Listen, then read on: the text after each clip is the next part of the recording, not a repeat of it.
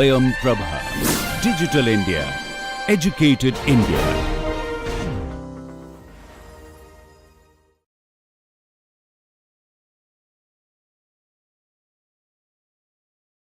To understand better, let us try to see how the traditional application development used to be and the transitions that has been brought about over the years and what serverless computing adds to this. Traditionally, the application development had been like a monolithic architecture where all the services would be bundled into a single package and run as one process. What it means is if you think of a web application that you would want to run, you pretty well define the APIs that you would want. And if you think of, let's say, a traditional store or a shop on which you want to do the services, you would also have some sort of a payment that you would integrate. And you would also have the front end on which the users would interact and have the ability to select, do the search or whatever the options. And for also the users to log in, authenticate themselves, and then do whatever the services they would on a website. And then all the data in terms of whatever the activities that would happen or the catalog of the information that a system would want to store would all be fetched from a database. So in a traditional monolithic architecture, all of these things are stacked in a single vertical integrated unit. So you would run them as one unit together.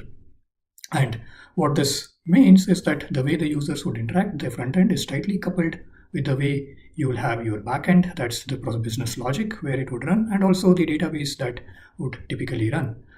And all of this evolved over the years, and now we see a lot of 2-tier and 3-tier architectures in the web development, wherein you categorically sort out the front end and the backend business logic where the things would run from the database, so that you have the very standard 3-tier architecture in which this applications can be built. And that's the typical transition we have seen. Now, what these monolithic applications really buy us is basically to say that it's very simple to develop, and deployment perspective, because it's a single point of thing where you have to deploy and run, it's very easy to deploy as well. And since all the logic is contained within a same thing, it would be very efficient in terms of how to use the resources, as there will not be any additional communication overheads, and all of the resources can be managed on one place. And likewise, from developer perspective, it would also be very easy to debug, because we are building such a tightly coupled system where it is easier to navigate and see how things are flowing and tracking all in one go.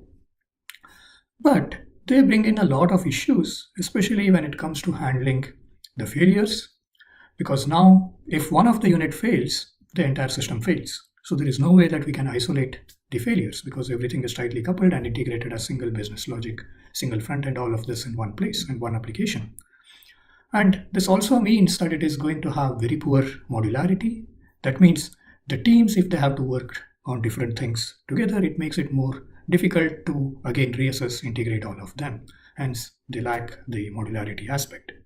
And if we see that your business logic is thin, but the access to the database is a very heavy one, and that's the one that is creating issues with respect to latency and performance, you cannot scale out just the database part of it. You will have to scale the entire unit together, because it's a single application bundled consisting of all the 3 components. We cannot scale out just the individual components, and we'll have to have the entire application happen for these units. And also, because all of these have to be contained, built together, they will also encumber long build times. And hence, these monolithic applications in one way are useful, the other way they have a lot of disadvantages to speak of. And hence, we evolved from the monolithic to the 3-tier, where we can have sort of an isolation, where the modularity can be generously used. And we are also able to some way scale out just the database entities, leaving the business logic, the back end and the front end the same. So there have been the changes that have enabled us to overcome these aspects. But what is more important and prominently that what has taken shape is what we call as the microservices, wherein you don't want to think of each of these units as a single application, but these are all the components of an application that you would want to run. And if we just consider the front end side, that would have the authentication as a service that you would want, and that would also mean that you would have some sort of APIs that you would run when you want to make certain payments, so a gateway for payment. And likewise, when you are trying to authenticate, you may have some backend database through which you are going to access the information and build. So a single part of the web application logic can be broken down into a bunch of distinct services, which can then work together to provide a kind of a service. And this architectural pattern is what we call as the microservices model. And the core here with respect to the microservices model coming from the monolithic design is to design a software such that you have the separation of concerns. What that means is each software application would then have independently deployable services.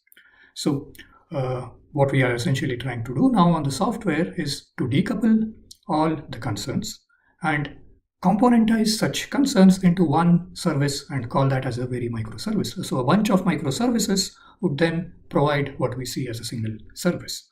So if we think of the same application logic that we discussed earlier, so if we think of a monolithic where all of the like the front end, the back end, the business logic, and all of these associated things are put together, we can decouple them and run as distinct services like users as a user service that can be decoupled, where you can scale just the user component, which would enable multiple users to connect. While the underlying thread service, which is going to be facilitating the connections for the users to make some updates or do some additional business logic, can be a separate component that can be scaled independent of the user's component.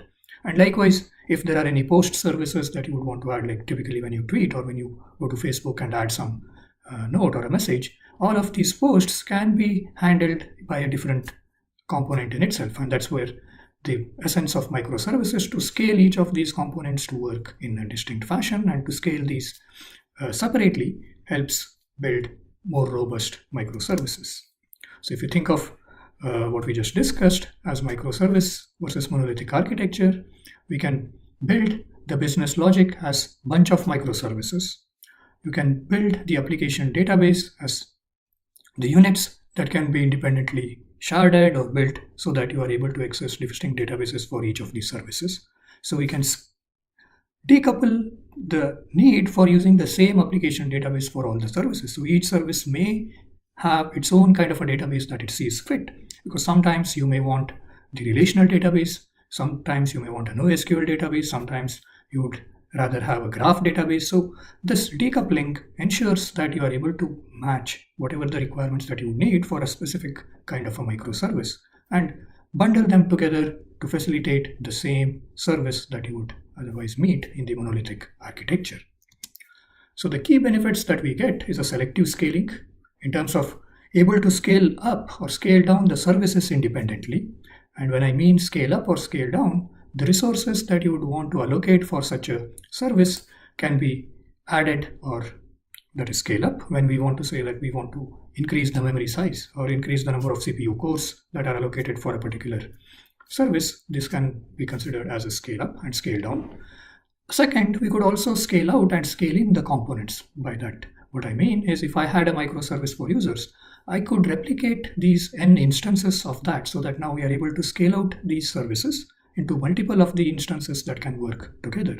And whenever there is no need for multiple of the instances, as the users diminish, we can scale back in to minimize the number of services that we would want to run. And that's the major benefit that the microservices offer in terms of facilitating selective scaling. Second is the fault tolerance and resilience to the failures. So if one of the components fail, it is not going to impact all the service. And the failure is just contained to that particular component alone. And what that gives us a flexibility is we don't have to respin and restart the entire business logic, entire application as in the monolithic case. Instead, we would just have to respin and start the component that has failed. So this also minimizes the downtime that you would need to otherwise spin up a component. And second, if one of the component gets affected or has some security risk, then it is contained just to that particular component, not the entire application that we can think in the traditional architecture. Hence, it automatically provides this resilience. And also, if we want to change a particular version of a particular service, the upgrades are meant only for that kind of a service. Not necessarily that because of the change in one service, there has to be change that has to percolate into other services. So this also means it brings in very faster software development lifecycle, independent testing capabilities for the components that we are going to build, and also offer very low risk for building and upgrading of the components, because we are now focused on just one unit that we can thoroughly make the changes, test it out, and then plug it in, and we can plug with the other components as it is. And we can also support versions of different components to be interacting and working together. Hence, microservice architecture has been a great success, and this is where containerization along together with microservices have reshaped the way we can think of the recent cloud services. And nonetheless, these come with certain sort of disadvantages as well. And the major one being the communication overheads that these microservices add, because now we have decoupled all the components and they have to exchange information between them. So that means there is a need for newer APIs for each of the services to interact amongst themselves, not necessarily the standard APIs that you expect to be given out from the users, but these are custom APIs that are going to be built to make each of these service components talk to each other. And if they have to talk, there will also be the communication overheads. And if there is a communication overhead and there is a need for exchange of data, this will also mean that compared to the traditional architecture, it will result in some sort of a performance overhead, both in terms of latency as well as in terms of the speed in which the execution efficiency that we can measure. And also now we can see that if we have different services that may be spread across network, we will also end up having network service usage or more resources that you would otherwise need, and also have these network latencies to add up. And you are also now bringing up the issues of the failures that can happen for different components independently, and overall the service may fail because of one component that is somewhere on the other edge of the network might have failed. Hence, it also adds to the maintenance problems. So the complexity of how to manage and maintain these microservices also becomes a concern. And since we also spoke about that we can scale out these resources, then the maintenance in terms of when to scale out, when to scale in, all of these aspects also have to be defined and managed. Hence, we would need sophisticated tooling to say how we can monitor the resources, how we can build these management frameworks around them. So all of these are certain challenges when it comes to the usage of microservices architecture. We have seen that microservices has been beneficial, and we want to know how we can overcome the disadvantages that we are thinking, and what we can and what are the ways to go forward. So let's try to see microservices and compare that with the serverless model. So we saw that microservices enables the developers to write just the application code for a particular kind of a service, and each service is in essence a single purpose service that would be built to do just one kind of a job. And also, because we are able to focus on just one particular kind of a job each time, partitioning each of these services independently, it makes easier to upgrade any one part of the component much more easily than changing the entire application. And on the counterpart, we see that these services, when we build and deploy, they could run forever, and likewise they are called the long-lived. And these microservices would also contain some sort of a state, while each of the service may maintain their own independent state. And when they maintain their own independent state, it also means that we have to consider the state into effect in terms of as a data for associated with that microservice when we want to instantiate newer instances. So how do we ensure that the state is replicated and made consistent with all the other services that we want to build? And that limits the way we can auto-scale. We can scale only after we have ensured that the state that is being there in the current microservice can be replicated consistently to the other instance, and then it can take up. So in one way, it allows for scaling, but it doesn't allow that we can scale it instantaneously. There is a precursor to doing such a scaling. And also these microservices, they do, when we run them as containers, we would also want to see they need certain time to spin up and work.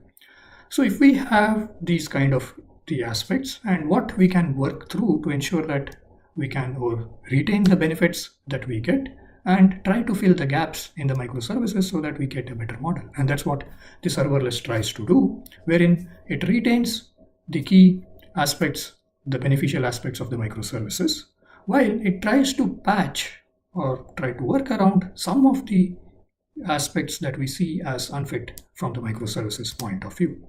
And in that sense, it retains that aspect of having a single purposed code and very small specific functions that you want to build.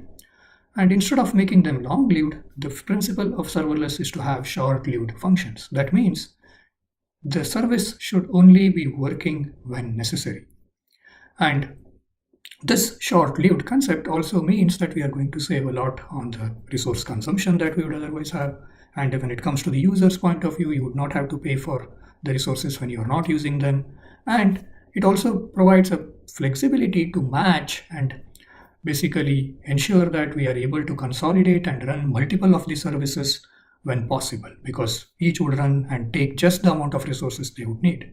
Otherwise, if you are keeping a container continuously running, you are some way eating out the memory and not allowing other services to run when the memory could have been given out to some other services. And that's where this short-lived concept of a serverless really helps. And second, because we were stateful, we had to ensure that state is coherently updated and made consistent before any new instance can take up. The serverless comes with a philosophy of making these microservices to be stateless. And this statelessness is a very important characteristic to say that now every instance can come up and be run whenever they need and go away whenever we don't need them. And there is no need for any additional overheads that you would need to synchronize the state. So in essence, if I take out the state from the microservices and run them whenever I just need them, I make these microservices as a serverless model. And such a model would automatically allow us to scale without worrying about any of the other aspects of state synchronization. And this means now we can apply auto-scaling on these functions. And since the auto-scaling can be done, we now can have a logic to say how to scale up, how to scale out, how to scale in for the specific resources, for the specific services, which we so now call as the functions, to operate. And the application code would only execute when it is invoked. And this is what ties up with making them to be very short-lived. And once they are done with the execution, they would go away.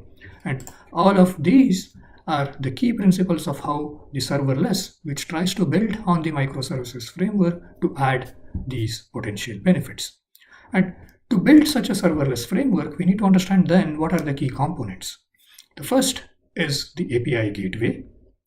Here, what is in essence necessary is to say that I want to invoke a function only when necessary. That means somebody has to trigger the call to this function to start it. And that is done basically by the means of having one entity, which we call as a gateway, to be the always-on component, which acts now as a communication layer between the front end and the function service. And this communication layer is the always-on component to which any of the requests can come. So I can have n number of microservices which would all be behind this API gateway, which would be invoked by this API gateway as and when it receives the request. And this communication paradigm in terms of how it receives the request is again based on the REST API aspect of how our HTTP transactions take over web. That's in essence a REST API that he will communicate with the server to access particular services. In this case, the server is the API gateway to which you will request to access particular functions or the particular services that you would want to run on the business logic. So the API gateway is in essence the gatekeeper which would run the necessary custom functions within the system. And the next component is the functions themselves. And these are the functions that a developer would develop as microservices, which would be run and executed only when invoked from the API gateway. And these functions would typically constitute of the business logic or the code, which would be run on the cloud service. And in essence, this is creating the abstraction of how the business logic would be executed. So you're saying, I want to invoke this function and pass the necessary arguments, the data, and then it would operate and then update back the information in the REST API model. So you have a request would be executed as a function would execute and send a response back to the API gateway, and API gateway would then communicate back to the user. And We said these functions are stateless, but in reality, whenever we interact with any of the web applications, we know that there is some sort of a state that is maintained between the client and the server, like the cookies that we speak of, where the entire information of state is being pushed onto the client's browser. But nonetheless, the server also updates and keeps its state in its business logic. So we can still retain the same information way of how the cookies on the client side would be used to maintain the state. But what about the state on the server side? And to do this, we would need some sort of a backend as a service, or where you have some sort of a database on which these functions, no matter how many instances of functions we would run, would all go and update the state onto this backend service. And this is called as a backend as a service, or BaaS, where you're basically going to have it as a distributed database where the data would persist. And irrespective of the function's life cycle, this data would continue to persist and be made accessible to any of the functions. And these, in essence, form the means for us to build a serverless computing architecture. And through this, we would also want to understand what kind of benefits we get. The foremost is the fully managed services. What this means is the cloud service providers now have the ability to provide the fully managed service on top of their infrastructure, operating system, middleware, encompassing, including the language on which the users would want to write and develop their code.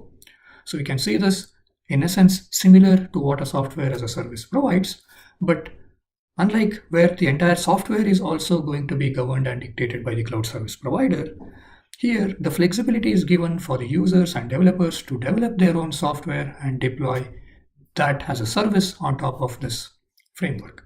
And that's where it makes it more essential to basically think of, I write a code and then deploy it on the system to run. And the entire management of such a system would then be taken care by the cloud service provider, while the user only takes care of writing the logic for the code.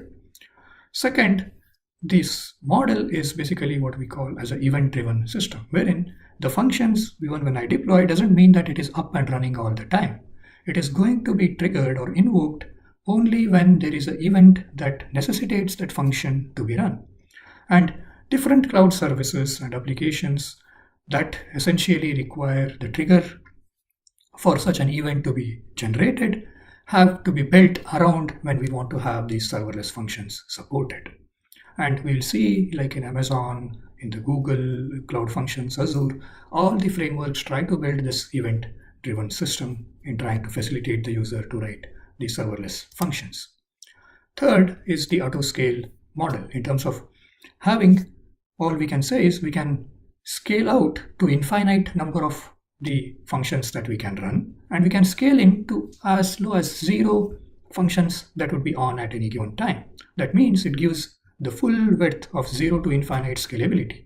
And this can depend on the traffic that we would see at any given time, and we can match to any sporadic traffic requests or sudden bursts of traffic that would come.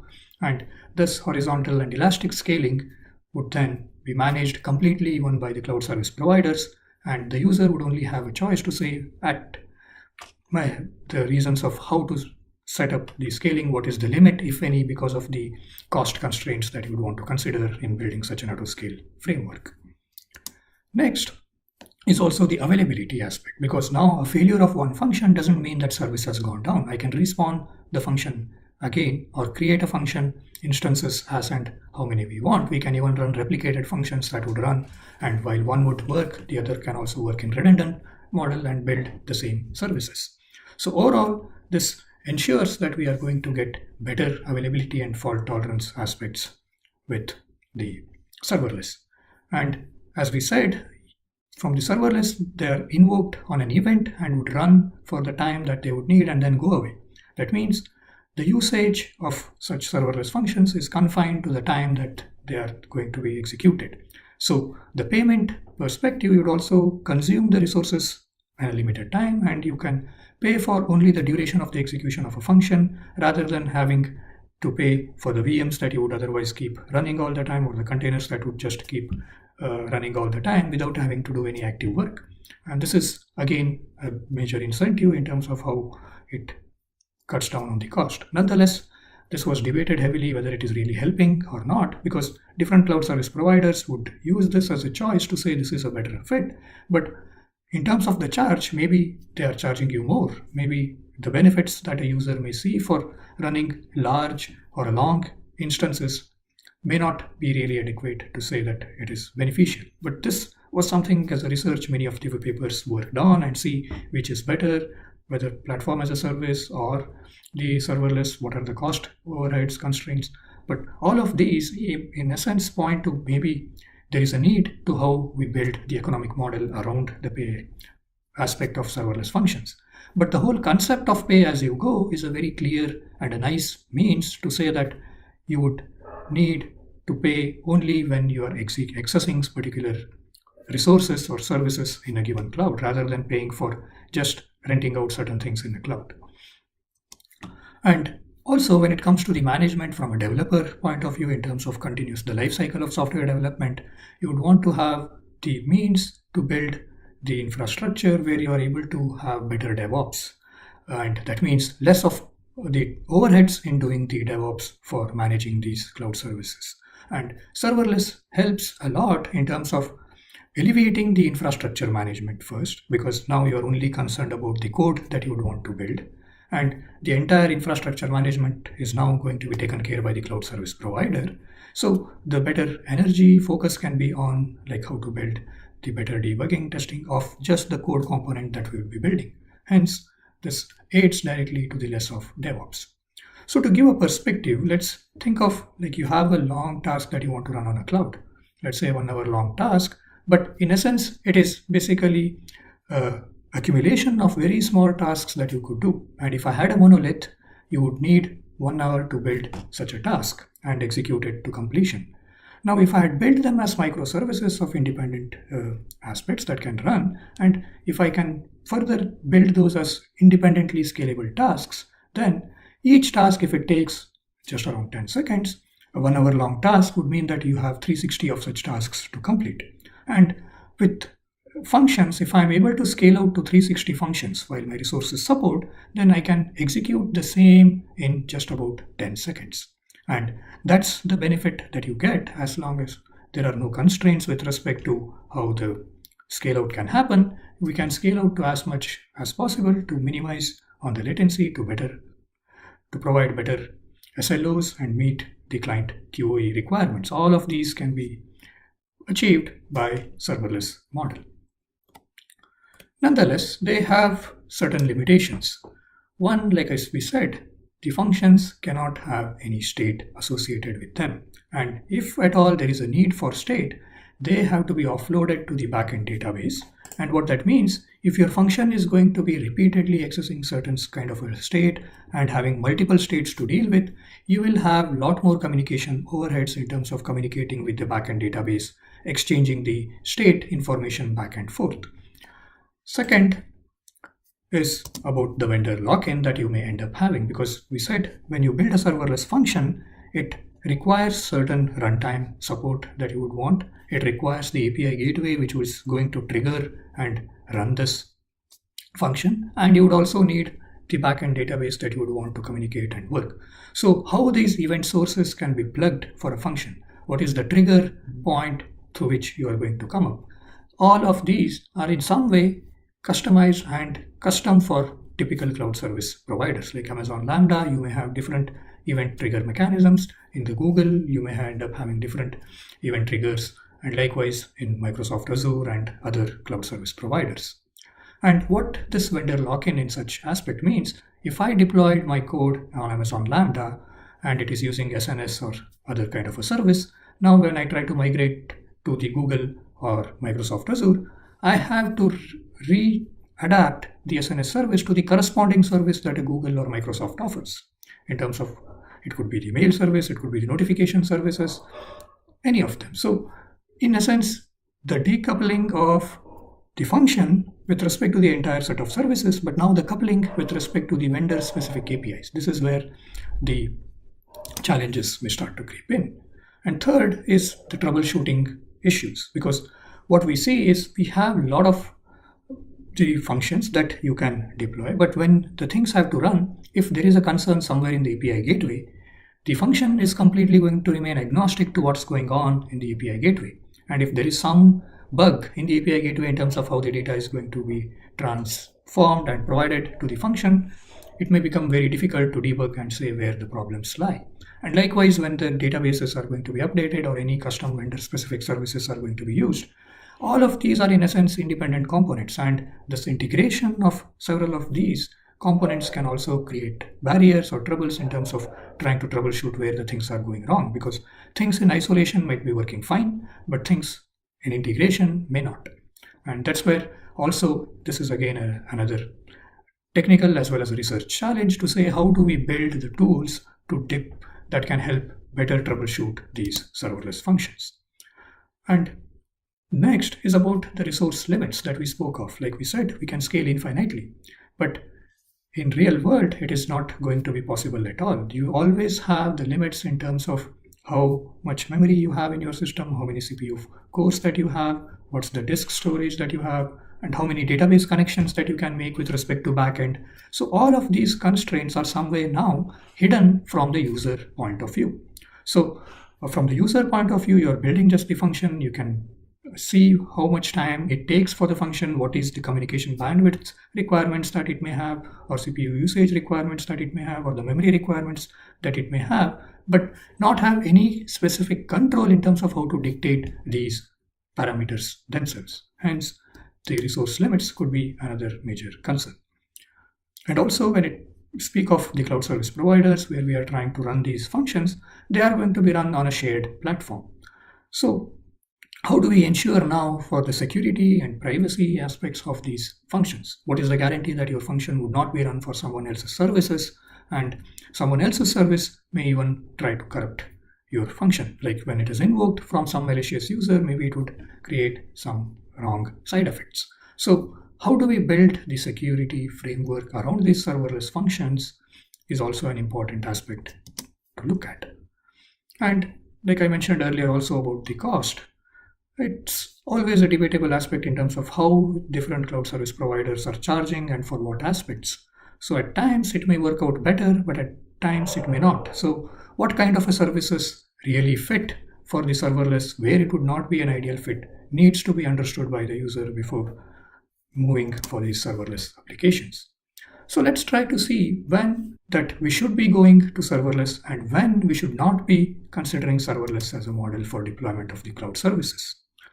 And the good part of the services that would fit in the serverless model would be those where we see those as a short-running, stateless, and event-driven services. So think of when you are on a tour, you take a photo, and this photo needs to be updated on your cloud drive. So this is kind of an event that happens where you take a photo and then you automatically want to run the service that it would update. So you don't need a VM that would be running all the time in the system, but you want just the photo that you take at a given time and then update it and keep it. And even when you want to store, maybe you want to do some compression, maybe you want to do some quality enhancements, different kinds of functions that you would want to run on the photo service. So all of these can essentially be like basically when you take a photo, it triggers an event and you can run all of these independent functions and then store the data on the cloud.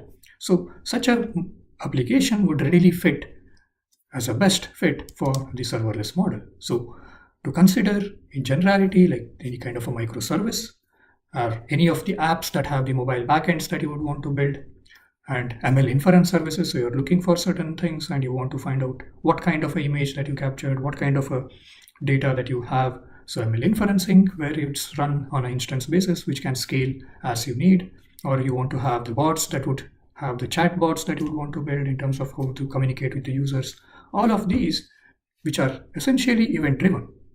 And when we think of IoT, most of the use cases are event driven, wherein certain activities happen, the actuator triggers, and then you have certain processing to do, which are basically short-lived functions that you would want to execute in the backend. And this is where the IoT would really also be a nice fit for serverless functions. And stream processing to some degree, like very short clips that you would want to run, which are going to be run like a 30-second or a small clips, or like the tweets that you have, all of these are kind of very small scale short stream processing could also be better fit for the serverless. On the other end, if you see the very exact opposite, where we have very long running services which essentially keep the state information over a long period of time and also require the services to be latency critical, then they would be the bad fit for the serverless. So to think of, if we have any database as a service that you would want to access, keep the data. You typically keep a long running connection with the data and keep updating the information. And if I think now as a database where I want to provide as a service, making this a serverless would mean a lot of overheads that you are trying to build. And especially in terms of making that you have to connect, disconnect, which is a major challenge. And you typically want the databases to also be cached so that you are able to access them back and forth again and again, whatever the data. But if these are going to be accessed every time afresh, that means you are going to pay the penalty for such access to the databases. Hence, these would not be the right fit.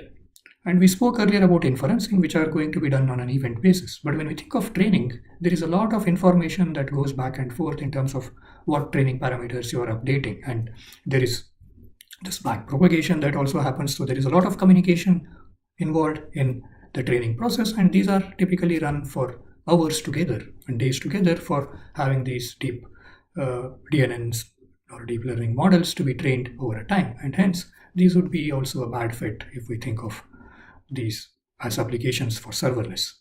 And heavy duty stream analytics, if you have an engine that is continuously going to operate on a particular kind of a data and do some data analytics, just such a stream analytics platforms like Spark or the Storm or Apache's Kafka, all of these stream processing platforms would not be the right fit in this case. And any of the numerical simulations that we think of that are going to take a lot of computation in time in terms of being compute heavy and would run forever to do certain job, then running those as the serverless functions would not be the right fit. And likewise, the long video streams that we would want to run may also be not the right fit when it comes to the serverless functions. So let's try to look at some of the very specific use cases where serverless would be very handy. So if we think of a traditional web applications that we think, the web applications, in a sense, your user is connected to those sites for some specific short duration of time, trying to access certain data, do some operations, and then get back. In the traditional one, you have the front-end logic, back-end logic, security, database, all of them weave together, and server to which you would connect would then provide you this front end for the user to work with, and then it is going to provide the authentication service, the access control service, which we can club as a security measures, and then have the backend through which the business logic would be run and your information in terms of if I'm visiting an Amazon site, then I'm looking at a catalog of the data that I want to purchase, procure. So they would have such a database through which they can provide, and I could have my own cart where I would add the instances and then go. Now, this, if I have to realize in the serverless model, we can try to use the client-side logic and build the third-party services around it. In a sense, what we are trying to build is to have the front-end logic that can be built essentially in a different way and have a different service for providing the security and have the back-end logic, like if when we think of Amazon as a means to do some event contents that we want to buy, you may have Amazon maintain different categories of data. Like it could be the electronics, it could be the household items, and all of these can be written as different microservices themselves. So only when you interact with, well, you want to switch to the house end, you want to bring that info and build. And on the front end, and the way you would want to have a common backend business logic where you maintain the cart, which is another service that would run specifically for a user and have the information persist in a database. So likewise, now you can think of a single web application or web application logic being split into multiple of the microservices that are now going to offer, and they are going to run only when there is a need. So if I'm now browsing for electronics and device gadgets that I'm looking for, in that category, I can have subsets of microservices that I can run. Let's say I'm interested in buying some tablet, and then only those kind of the products for which I'm interested could be delivered as a key service that I could use. And now if I switch to an household items and look for air condition or whatever the other kind of a device, then those kind of inventories can again be plugged as separate services. And you now see that any updates that can happen on one end of the list would not impact anything to do with the other end. And likewise, there is a lot of granularity, scalability that this kind of a model would build. And that's where we can think of this to be applicable to a typical web service. And if we think of any commodity stores, we would have the client browser login, connect, search for the components, and then update. Or if you say any issues, you can post the complaints, and likewise. And all of this information would eventually go to the database. And a typical monolithic architecture, all of these would be bundled as one series, where any of the activities would use the entire application spin on the backend and the database. But when it comes to the serverless architecture, now we are talking of all these microservices which would be run as independent functions only when you would need. So what would change from the client side is now instead of connecting to a server, the client is connecting to what we call as the API gateway. So that way, the client's connection would be with respect to API gateway as if it is connecting to the same website. And then the API gateway would then invoke the necessary kind of a function. So if user is trying to do some kind of a purchase function can be called. If he's trying to do some search for some kind of a data on the web page, then a search function could be invoked. And if there is a need for any other kind of a data, like when he wants to log or leave a comment or whatever, then that can be another function that you would want to run. And all of these now are basically distinct functions that can be run to facilitate the same service. And again, we need the database in terms of we can isolate the purchase database with respect to what we are trying to pull and put the cart for the user, and a product database in terms of what catalog of informations that users want to search, and they can all be independently managed. Thus, we will see that it gives a lot more flexibility in how things can be deployed in a serverless model. And any of the web applications for that matter would readily build. And with the advent of serverless model, like we would have heard, many of the websites moved to the serverless model. In fact, BBC was the one that started this in the early 2015s, and then they had a very successful migration where many of their web page loads, which would happen during a particular period of time where it speaks out and they were not able to scale their resources, now they can spawn in distinct functions and manage the resource, while rest of the time the servers would not be utilized. So they don't have to over provision the resources either, and allow the functions to be scaled as much as they need in a given point in time. And this also creates a lot of flexibility in trying to say how we want to do server-side rendering in terms of when we have the function that would call another set of sub-functions to create and see how the user's page would be, and then pass the server-side rendered page back to the user. And several of the other websites have also tried to move their web applications into serverless model. And I also mentioned earlier about the mobile as backend for serverless for the mobile backend, where you want to take some pictures, want to upload them in a cloud repository or some sort of a bucket, and then want to do some kind of functionalities that you want to run on the audio, video, or the image data that you would have taken. So all of these functionalities can be very easily, readily achieved, and these functions need not be run when it is not necessary, so you are only doing a pay-as-you-go. And this essentially also offloads your mobiles from doing any functionality. And in fact, when you take a picture on your mobile, the service provider himself can have these functions which can be deployed on the cloud to run for you and provide that as a value-added services to the user. So it opens up again a new model of how the services can be integrated onto the mobile devices. And what this also allows, like if we are dealing to do with a lot of data analytics and you are trying to do a lot of ways or means to represent particular data, if I upload any Google Sheet on to the OneDrive and I want specific functions to be run, then I can essentially trigger for treating this data and try to do some customizations. Like if you are having a Power BI dashboard where you would want to showcase the different means of what data it is in different kinds of graphs, we can have the functions to plot the necessary graphs for these Excel sheets, and whenever you upload such a sheet, these functions would be run and it can create new sheets with the necessary charts.